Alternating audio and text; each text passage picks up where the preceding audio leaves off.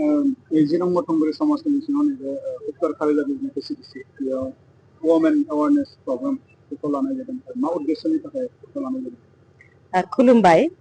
दिनैहाय जोंहा सालबारि इउपिपिएल जिल्लानि बानजायनायाव दिनै नैबे 10 नम्बर उत्तर खारिजा बिजनी भिसिडिसिनि सिङावहाय जोङो आइजो सांग्रांथि मेल लानाय जादों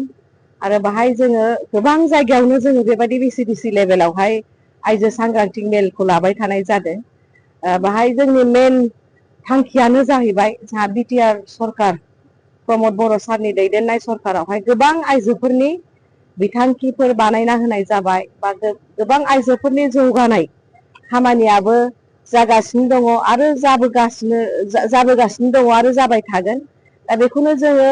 लुबैयो जे जोंनि आइजोफ्रा गाव गावनि जेसेबां मोनथाय दङ सरकारनिफ्राय होनाय गभर्नमेन्ट स्किम्स प्रग्राम्स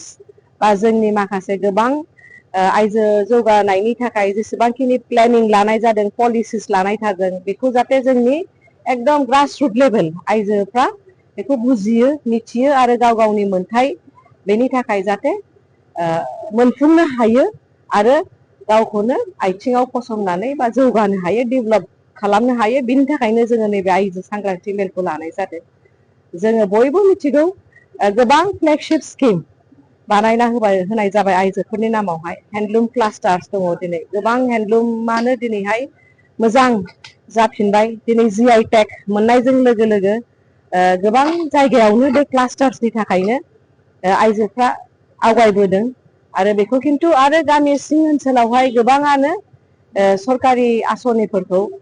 अबेबा जायगायाव मिथिनाय जायाखै जाहाथे बयबो मिथियो बेनि थाखायनो जोङो नैबे प्रग्रामखौ लानाय जादों पिक जाहैबाय पिक मिशन लानाय जादों जों दिनैनि दिनावहाय गोबां माने नैबे बड'लेण्ड ओनसोलनिफ्रायनो सारा एरियायावहाय बा नैबे रिजनावहाय जाहाथे अमा बेदरनि साप्लाया जायो बा बाहाय जोंनि आइजोफ्रा साबसिननिफ्राय हामसिन गावनि आथिङाव गसंनो हायो बेनि खामानिफ्रा जागासिनो दङ आरो जोंहा आवगोलावहाय समायखिरा लानाय बादियै जोङो माइनाव सोरां बिथांखिखौ जोंनि बिटिआर सरकारा गोबां आइजोफोरनो होनाय जाबाय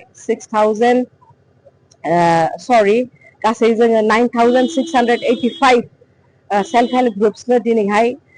माने नैबे माइनाव सोरां बिथांखि आसनिनि सिङावहाय मदद होनो हाबाय बे 75,000नि बे स्किमखौ फार्स्ट इनस्टलमेन्टखौ जोङो होनो हाबाय गोबां आइजोफोरनो जोङो दिनै जोङो ट्रेनिं होनो हाबाय आरो गोबां आइजोफ्रा एक्सप'जार भिजिटबो मोनबाय आरो साबसिन हामसिन मावनो थाखाय दिनै आवगायबोबाय आरो दिनैहाय जोंहा गियान सोरां बिथांखि स्टुडेन्टसफोरनि थाखाय बेखौ मारै मोनो आरो दिनैहाय अनसाय बिथांखि बेखौ मारै मोननो हायो बेफोरनि सांग्रांथिखौ जोङो होदों आरो लोगोसे आलारि सोरां बिथांखि बेखौ गोबां गामियाव मोननाय जादों बिनि सांग्रांथिखौबो दिनै जोङो होनाय जादों आरो लोगोसे जोङो आइजो जानानै जोंनि गोबां जे मोनथाय बेखौ माबायदि मोनफुंनो हायो बेनि खोथाखौ जोङो दिनै सावरायलायनाय जादों आरो जोंहा दिनै प्रमद बर' सारनि दैदेननायाव बड'लेण्ड वुमेन इम्पावारमेन्ट मिशन मोनसे डिपार्टमेन्टबो जाबाय आरो बाहाय गोबां जोंहा आइजोफ्रा अयनाय अयथासार जायोबा गोबां समावनो जाहाथे नियायनि थाखाय बा गावनि राव होनानै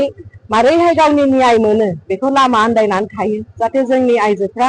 बेफोरबायदि दाजाथों होननानै जोंहा प्रतिथु जिल्लायावनो पाब्लिक प्रसिकिउटर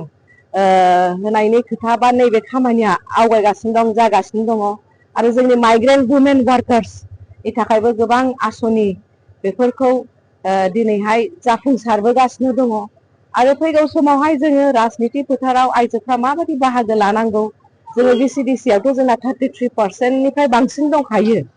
आरो फैगौ समावहाय जोङो पलिटिकेलिबो मारै इम्पावार्ड जानांगौ ससियेलि जों मारै इम्पावार्ड जानांगौ इक'नमिकेलि जों मारै इम्पावार्ड जानांगौ आरो जोङो जाहाथे जोंनि आइजोफोरखौ माने स्कुल ड्रप आउट खालामालाबानो माने एजुकेसनथिं बा सोलोंथाइनिथिं गोसो होथों आरो जोंनि समाजावहाय ड्राग्स बेफोरबायदि मुवाफ्रा जाहाथे जोङो बोस्रांनो हायो उन्दै समाव हाबा जानायखौ जाहाथे जों बोस्रांनो हायो बेफोरनि सावरायलायनायखौबो जोङो बे भिसिडिसि लेभेलाव सावरायनाय जादों गोजोन्थों।